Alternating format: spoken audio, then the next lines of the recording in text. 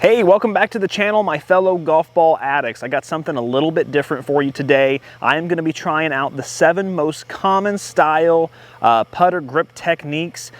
Honestly, there is a reason I'm doing this. I haven't been putting that well recently on the scramble team. I've kind of been the weakest link. I just haven't been able to gain any confidence, and putting is really such a mental thing that I've lost all confidence, and frankly, I'm just not sinking putts. And so I thought maybe a little change was in order. But there's also another thing too. If you're wondering what style of grip I already use, it's not one of these 7. I basically kind of made up my own grip, which is a really big no-no. There's a reason we have, common grips. There's a reason that PGA teachers teach specific grips because they've been proven for over 100 years to help you control the putter face and to help you grip it better. So making one up like I did was really a stupid move. I don't know why I did it. But hey, let's go ahead and fix that mistake right now. So let's go ahead and get into these putter grips and let's see which are great and which ones are kind of weird. Okay, so we're gonna go ahead and start with the most common on the PGA Tour, the overlap grip. This is essentially where you're gonna take your right hand, you're gonna put it around the back of the putter with your thumb straight on the top there, pointing down like that, and then your left hand is essentially the ring, middle, and pinky fingers are going to wrap around the club with your index and thumb kind of coming over and overlapping here, like so. Okay, so I'm gonna go ahead and do a couple putts like this, and I'm gonna see how it works out.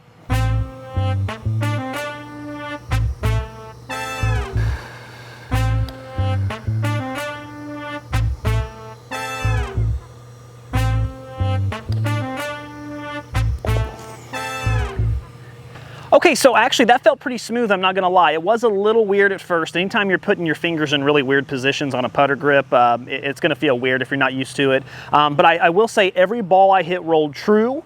They all at least grazed the hole, even though they all didn't go in. They all at least got close, so I did feel like I had some pretty good control over it, and I actually felt like I had some pretty decent power behind it. So I would say that was actually kind of like an A-, B+, A-. I actually kind of enjoyed that. Let's move on. Okay, so the next one on our list is the left-hand dominant, left-hand under grip.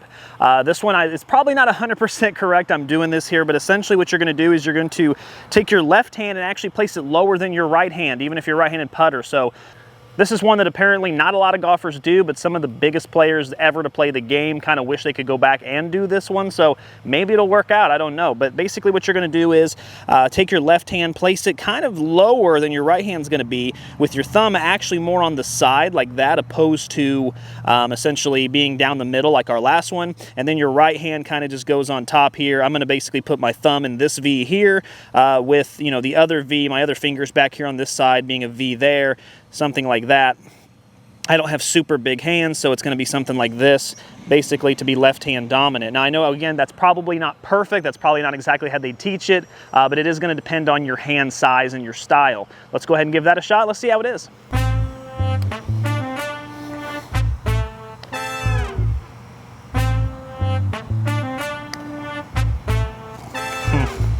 Okay, so I'm not sure I was doing that one 100% right. I'm sure there's a little more intricate details about where my hand's placed.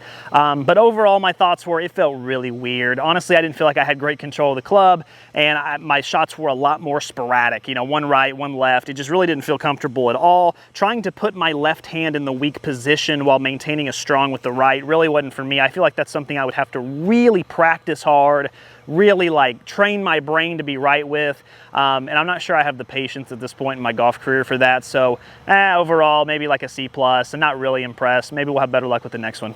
Okay, so this next one is actually called the prayer, which is really fitting because I do a lot of praying on the putting green as it is. So go ahead and put my hands in this position. Probably will feel right at home. Let's go ahead and give it a try. Essentially what we're gonna do is, apparently this does work better on smaller grips. So if it doesn't work with the big grip, I will try it with the smaller one as well. But essentially you're just gonna take your hands and kind of place them on the putter like this, with your thumbs touching. Probably my pinkies are touching as well, but essentially that's kind of what it is, and you're just leaving your hands placed. I guess this is really just to promote using your shoulders. There's no grip involved. Apparently it's going to be a really difficult, in fact I imagine it would be really difficult to turn the club face without an actual grip on the putter. You're just essentially holding it with your hands. So it does feel a little weird even just showing you, but let's go ahead and try it. Let's see what we got.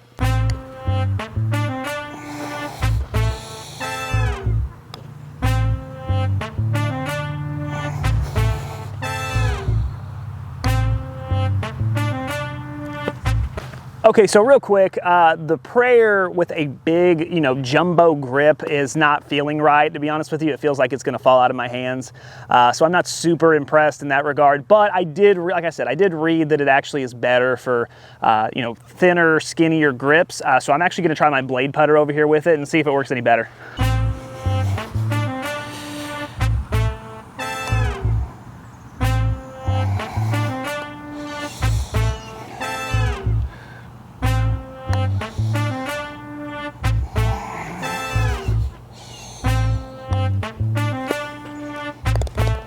There we go.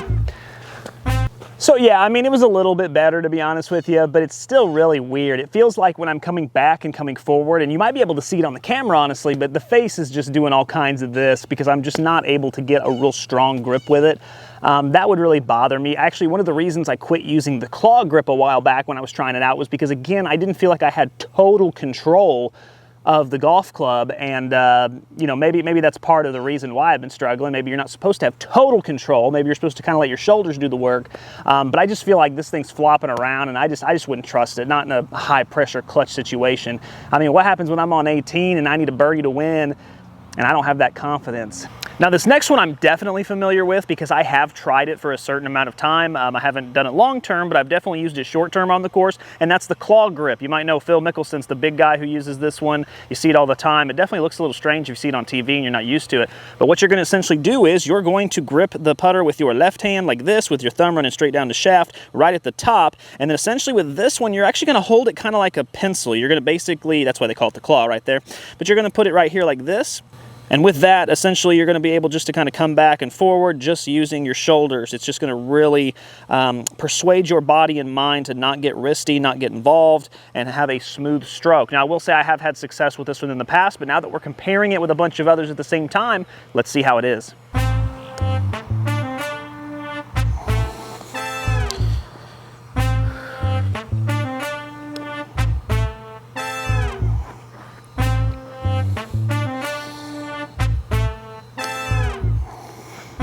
Get in there! Ow! All right, so a couple things there. One, I suck. But two, actually the claw feels pretty good, to be honest with you. That was really an issue of misreading the green. It just kept going a little right on me. I thought it was gonna go straight, it just kept going right. But honestly, I felt like I had a lot of control over the putter. It does feel weird at first, but the claw actually, because I did use it for a stint for a while, it actually kind of reminded me of home a little bit. So when I was using it, I felt really comfortable, and honestly, it was a pretty smooth stroke. None of them were mishit. Everything was really smooth. And again, I got true rolls every time. So that's something I feel like I could practice and get really good at and get the ball where I wanted to. Face direction and where your ball starts out is really important. That's where it's going to go. Lately I feel like I've been pushing and pulling a little bit, so maybe going back to the claw would help with that because I didn't have that issue with any of those. Okay, so I don't have a really long shaft. I don't have a really long shaft on my putter, so this one actually is probably not going to work as well, but I am going to try it anyway. This is essentially the arm lock. Essentially, it's just like that first grip we tried. It's just the traditional. So essentially having my left hand like this with the thumb running straight down the putter, and then putting my right hand right over the top just like that, essentially just to kind of create that grip. And then essentially what you're going to do is I'm going to go a little lower here just so I can lock my wrist. I'm going to put my left hand in a little bit weaker of a position. You do see golfers kind of do this, but essentially I'm locking my arm into it, and then that way it just really promotes being straight because it's actually locked into the wrist opposed to being able to free flow. So let's give that a try.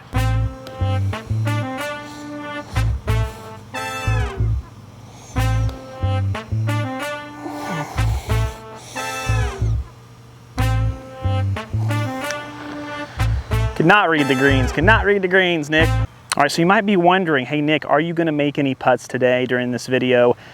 Obviously the answer to that is no, but here's the thing, the overlap does feel kind of weird. It actually feels really stable, I will say that. I felt really stable, but the thing is, and this might be in my head, I'd have to experiment with it a little bit more.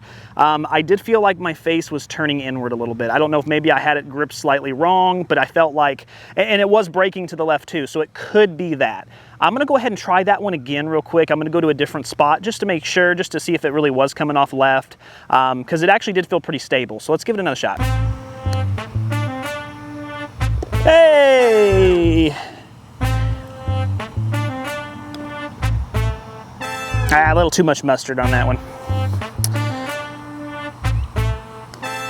That's just a complete, yeah, that's a complete lack of focus.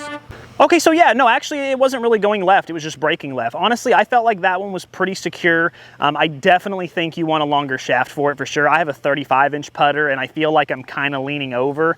I think you've seen a couple, I know I've seen Ricky Fowler do it a couple times, but I know there's a couple guys that really, when they stand, their putter's not quite the broomstick putter, the you know, way up here, but it's a little bit longer so they can really lock it into their forearm. So if you wanted to give that one a try, you'd probably have to try a longer putter. So not exactly the most accessible one, but still, I mean, I'd give that like a B plus or B, probably a B. You know what I mean? Probably a B, but I think you got to have a really long putter to make it work properly. Okay, so this next one kind of incorporates what we just did, the arm lock, which again, I don't have a long shaft, but I will try it anyway. But essentially, this is the claw arm lock. So you're basically going to do the same thing we just did with the left. You're going to come down here. I'm going to have to grip it a little higher than I did the last time, but essentially do it like that with it locked into my wrist, and then now I'm just going to claw it like that. So let's give that a try and let's see what we come up with.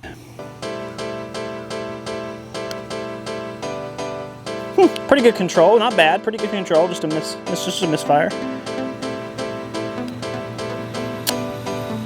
Hey, there we go.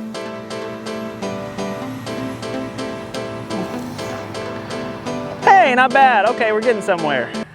Okay, so not bad.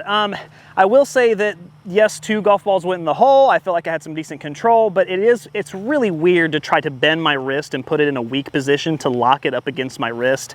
It's really uncomfortable. It would have to be something I really experimented with and tried to get used to, because I'm not used to that, and frankly, it's my brain is having all kinds of like red flags, and it's essentially just kind of screaming at me while I'm putting, so I'd have to practice it.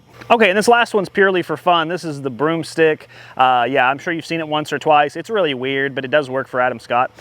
I definitely do not have a long putter for this one. Ideally, if I was sitting and my putter was sitting on the ground, the handle would be coming up to here for it, because essentially, if you haven't ever seen it before, it's essentially something kind of like this. Like you're sweeping a broom, basically. That's why they call it that. Really weird, but I'm gonna go ahead and give it a try anyway. I'll just kind of hunch over and let's see how it feels. Okay, I gotta really bend over for this one because I do not have a long putter.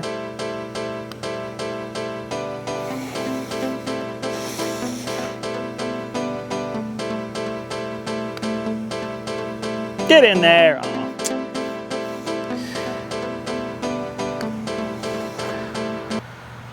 Yeah. Okay, so the Broomstick's weird. Yeah, it's really weird. I mean, obviously I don't have the long enough putter to make it work, so I mean, I get that, but it feels weird, and honestly, it feels gimmicky. It feels like there's a reason that only 1 or 2 guys on planet Earth use it, and that's because it just, with so many other great ways to hold the putter, it's gotta be, I mean, you've gotta be in a really low point in your putting career where you're like, man, I gotta try something crazy to get back on the course. What if I held it like a broomstick, you know? It's weird to me. But anyway, hey, to each their own. If it works, it works. If it wins, it wins.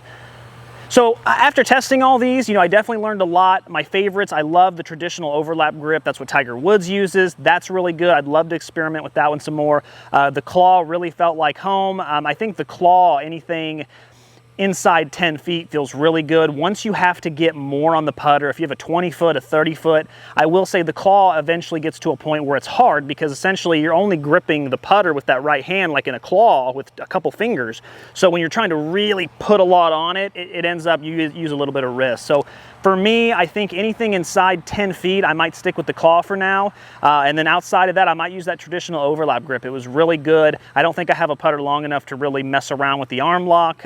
So honestly, from here on out, I think I'm just gonna try those 2 and experiment and see what happens. But both of those felt a lot better and performed a lot better than what I've been using. And it's disappointing that I've been doing it for a wrong way. But that also goes to show you that's a good learning point. Sometimes you learn how to play golf the wrong way and you can get by. But remember, if you always learn how to do it the right way, even if you have to take a couple steps back, you're going to be able to take a lot more steps forward. So just keep that in mind. Good lesson all around. Guys, as always, keep watching to keep saving and keep learning. I appreciate you. Until next time.